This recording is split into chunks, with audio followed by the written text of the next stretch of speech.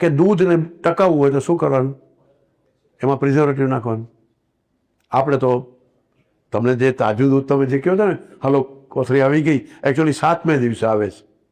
એની જે પ્રોસેસ જ એવી છે કે ગામડેથી દૂધ જાય ચિલર પ્લાન્ટમાં, ચિલિંગ પ્લાન્ટમાં જાય, ચિલિંગ પ્લાન્ટમાંથી મોટા ટેન્કર ભરાય, પછી જાય અમૂલમાં કે માઈ ડેરીમાં, ત્યાં પછી એમાં બધી પ્રોસેસ થાય અને એમાં 22 જાતના કેમિકલ પડે.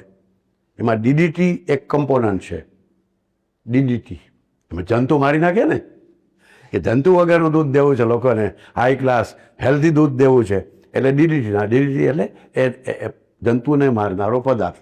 એમાં ડિટર્જન્ટ પડે, સફેદ જોઈએ, દૂધ કી સફેદી ફલાણા સે આએ, એ અંદર હોય, નાખવું જ પડે તો જ એક સરખું થાય. ટોન્ડ કરવું છે એટલે એમાં બીજું કેમિકલ નાખવું તો એક સરખું. નહીં તો આપણો દૂધવાળો આવે તો એ કોક દી પતલું હોય, કોક દી જાડું હોય, કોક દી પીળું હોય, કોક દી તો એ એક સરખું આવે ડેરીનું, ને તમને ખુશ કરી દે કે અમારું દૂધ તમને એક સરખું આવશે. પણ એક સરખું કરવા માટે એને ઇમલ્સિફિકેશન કરવું પડે. ઇમલ્સિફિકેશનમાં ખાસ કેમિકલ નાખવું પડે તો એ એક સરખું આવે, એક સરખો કલર, એક સરખી કન્સિસ્ટન્સી, એક સરખી ઘનતા, એ બધું આવે.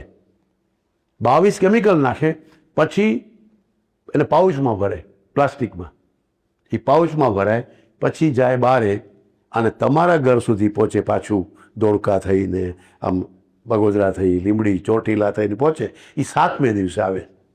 15 રૂપિયાનું દૂધ આ બધા પ્રોસેસના કારણે, સમયના કારણે, પ્રિઝર્વેટિવ નાખવાના કારણે 35 રૂપિયાનું, કેટલી કોથળી કેટલાની આવે છે? 500 ml, 32 કે 35.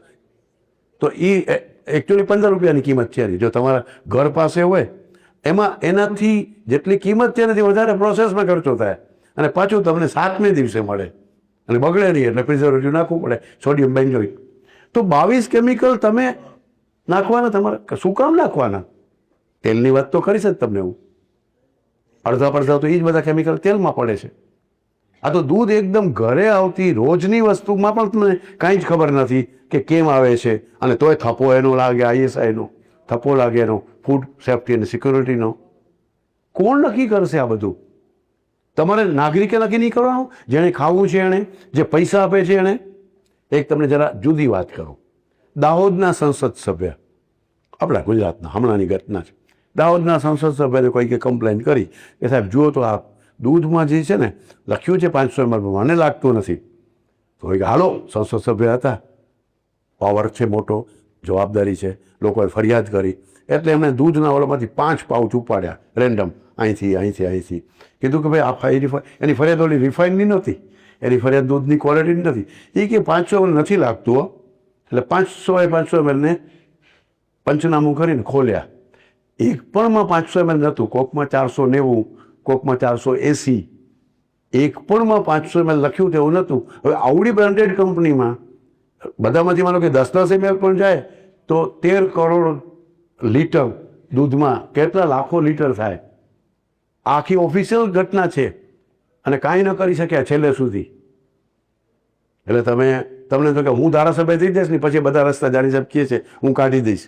દિલીપભાઈને એમ થાય કે હવે આ બધું મૂકો, રાજકારણમાં જાઓ, આ બધા રસ્તા કાઢવા, આ સેમિનારો કરીને શું કરશું? એને રાજકારણમાં પહોંચી જાઉં અને પછી હું ત્યાંથી કાયદા બનાવીશ. તો આ કાયદા બનાવનારા લોકોને કાંઈ નથી, કાંઈ કરી જ ન શકે કોઈ. આ બાપ જ બીજે બેઠા છે એના.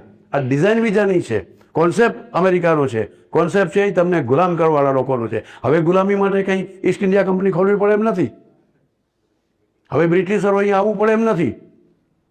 આ તમને હું બહુ દુઃખી થઈને, થોડોક ગુસ્સાથી, થોડોક પીડાથી કહી રહ્યો છું, અને એમાં જવાબદારી સાથે. આ ટેપ થશે, આ મૂકવા નહીં છે આપણે ઇન્ટરનેટમાં, નહીં તો મારી તો જવાબદારી છે. મને પકડી જશે, મને ઘણીવાર પકડ્યો છે. હું અમૂલમાં બોલું છું જઈને, એ લોકોએ બોયકોટ કર્યો અમારા સાયન્ટિસ્ટે અમારી સામે. હું કતરિયા સાહેબ, મેં તો કીધું હું સાચું બોલીશ, તમે જેટલા લીટર દૂધ આવે છે એ બતાવ્યું, એનાથી વધારે વેચો છો, એ કેવી રીતે વેચાય? પછી ઘી, ચીઝ, માખણ, આઈસ્ક્રીમ, ચોકલેટ એ શેમાંથી બનાવી? 13 કરોડ લીટર દૂધ આવે અને 16 કરોડ વેચે, પાછું પાણી તો છે ને જાડું છે. તો તમે શું કર્યું છે યાર, કયો તો ખરા. તો જવાબ દેવા તૈયાર નથી. તો તમે નાગરિક તરીકે તમે શું કરી શકો? તો કમસે કમ અહીંયા ક્યાંક સાંભળો, સમજો, કોઈ 2 લોકો પણ એમાં કંઈક રસ્તો કાઢશે અને રસ્તા બતાવશું. તો દૂધ કયું પીવું, તેલ કયું લેવું, ક્યાંથી લેવું, છે આપણી પાસે ઓપ્શન. વાત કરીએ. આપણા બાપદાદાની વાત નથી સાંભળી, આપણે આપણી પરંપરાની વાત નથી સાંભળી, આપણે આયુર્વેદમાં રસ નથી, આપણે આપણા પોતાના શરીરમાં જ રસ નથી, આપણે હેલ્ધી રહેવામાં જ રસ નથી. આપણે ખબર છે કે આ વિદ્યાનગર નહીં તો બીજું પછી ખોલશે, બીજે ક્યાંક જાશું, ફોન કરશું, 108ને બોલાવશું, પણ સાચું નથી ખાવું, સારું નથી ખાવું, ગોયરું નક્કી જ કરી બેઠા છીએ. પણ તોય મેં નક્કી કર્યું છે અને તમે નક્કી કર્યું છે, તો આપણે એને સાંભળીએ.